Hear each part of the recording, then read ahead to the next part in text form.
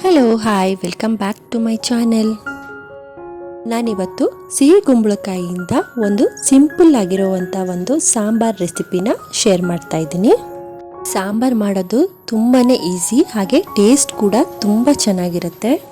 ಬಿಸಿ ಬಿಸಿ ಅನ್ನದ ಜೊತೆ ಈ ಸಾಂಬಾರನ್ನ ಹಾಕೊಂಡು ತಿಂದರೆ ತುಂಬಾ ಚೆನ್ನಾಗಿರುತ್ತೆ. ಈ ಸಾಂಬಾರ್ಗೆ ಯಾವುದೇ ರೀತಿಯಾದಂಥ ಮಸಾಲೆನ ರುಬ್ಬೋದು ಬೇಡ, ಏನೂ ಬೇಡ. ಇದನ್ನು ತುಂಬ ಈಸಿಯಾಗಿ ಬೇಗನೆ ಮಾಡ್ಕೋಬೋದು. ಹಾಗಿದ್ರೆ ಬನ್ನಿ ವಿಡಿಯೋನ ಸ್ಟಾರ್ಟ್ ಮಾಡೋಣ. ಅದಕ್ಕೂ ಮುಂಚೆ ಯಾರಾದರೂ ನನ್ನ ಚಾನಲ್ನ ಸಬ್ಸ್ಕ್ರೈಬ್ ಮಾಡದೆ ನೋಡ್ತಾ ಇದ್ದರೆ ದಯವಿಟ್ಟು ಸಬ್ಸ್ಕ್ರೈಬ್ ಮಾಡಿಕೊಂಡು ವಿಡಿಯೋನ ನೋಡಿ ಅಂತ ಹೇಳ್ತಾ ಬನ್ನಿ ವಿಡಿಯೋನ ಸ್ಟಾರ್ಟ್ ಮಾಡೋಣ.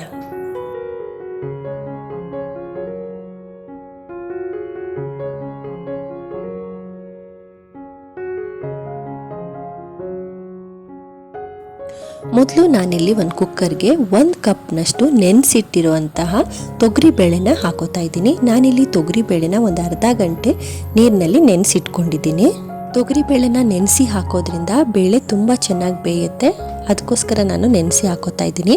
ಹಾಗೆಯೇ ಇಲ್ಲಿ ಒಂದು 6 ಹಸಿಮೆಣಸಿನಕಾಯಿನ ಹಾಕೋತಾ ಇದ್ದೀನಿ. ನಿಮ್ಮ ಖಾರಕ್ಕೆ ತಕ್ಕಷ್ಟು ಹಾಕೋಬೋದು. ಹಾಗೆಯೇ ಒಂದು 5 ಎಸಳು ಬೆಳ್ಳುಳ್ಳಿನ ಹಾಕೋತಾ ಇದ್ದೀನಿ. ನಂತರ ಒಂದು 3 ಟೊಮೆಟೊನ ಸಣ್ಣ ಸಣ್ಣದಾಗಿ ಕಟ್ ಮಾಡ್ಕೊಂಡು ಹಾಕೋತಾ ಇದ್ದೀನಿ. 2 ಈರುಳ್ಳಿನ ಕೂಡ ಚಿಕ್ಕದಾಗಿ ಕಟ್ ಮಾಡಿಕೊಂಡು ಹಾಕೋತಾ ಇದ್ದೀನಿ. ಈಗ ನಾನು ಸಿಹಿ ಕುಂಬಳಕಾಯಿನ ಚಿಕ್ಕದಾಗಿ ಕಟ್ ಮಾಡ್ಕೊಂಡಿದ್ದೀನಿ. ಸುಮಾರು ಒಂದು ಅರ್ಧ kg ಚಿಕ್ಕದಾಗಿ ಕಟ್ ಮಾಡ್ಕೊಂಡಿದ್ದೀನಿ. ಈಗ ಅದನ್ನೆಲ್ಲ ಕುಕ್ಕರ್ಗೆ ಹಾಕೋತಾ ಇದ್ದೀನಿ.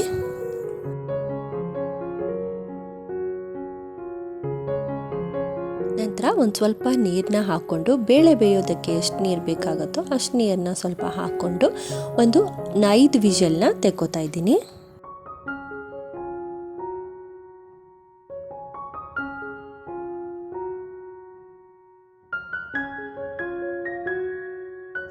ನೋಡಿ, ನಾನಿಲ್ಲಿ 5 ವಿಷಲ್ನ ತೆಕ್ಕೊಂಡಿದ್ದೀನಿ. ಇದೀಗ ಆಗಿದೆ. ಇದನ್ನೀಗ ಓಪನ್ ಮಾಡಿಬಿಟ್ಟು ಮ್ಯಾಶ್ ಮಾಡಬೇಕು.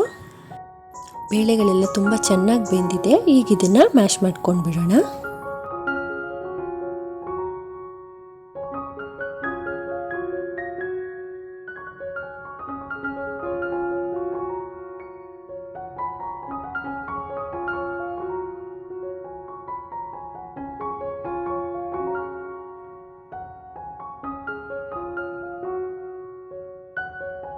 ಮ್ಯಾಶ್ ಮಾಡಿ ಆದಮೇಲೆ ಇದನ್ನು ಒಂದು 5 ನಿಮಿಷ ಕುದಿಸ್ಕೋಬೇಕು. ಕುದಿಸ್ಕೊಳ್ಳುವಾಗ ರುಚಿಗೆ ತಕ್ಕಷ್ಟು ಉಪ್ಪನ್ನು ಹಾಕ್ಕೊಂಡು ಹಾಗೆಯೇ ಮೇಲೆ ಸ್ವಲ್ಪ ಕೊತ್ತಂಬರಿ ಸೊಪ್ಪನ್ನು ಹಾಕ್ಕೊಂಡು ಒಂದು 5 ನಿಮಿಷ ಕುದಿಸ್ಕೋಬೇಕು.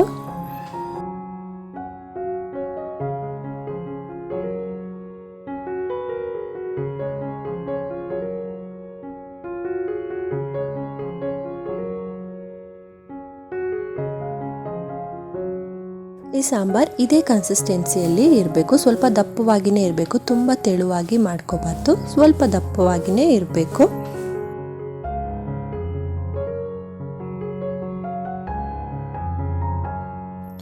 ಈಗ ಕುಂಬಳಕಾಯಿ ಮಸ್ಕಾಯಿ ರೆಡಿಯಾಗಿದೆ.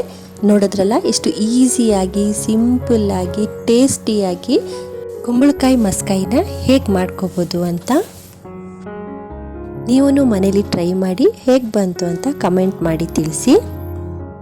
ಇವತ್ತಿನ ನನ್ನ ಈ ವಿಡಿಯೋ ನಿಮಗೆ ಇಷ್ಟ ಆಗಿದ್ದರೆ ದಯವಿಟ್ಟು ಒಂದು ಲೈಕ್ ಮಾಡಿ, ಕಮೆಂಟ್ ಮಾಡಿ ತಿಳಿಸಿ. ಮುಂದಿನ ವಿಡಿಯೋದೊಂದಿಗೆ ಮತ್ತೆ ಸಿಗ್ತೀನಿ. ಅಲ್ಲಿವರೆಗೂ ಟೇಕ್ ಕೇರ್, ಬಾಯ್.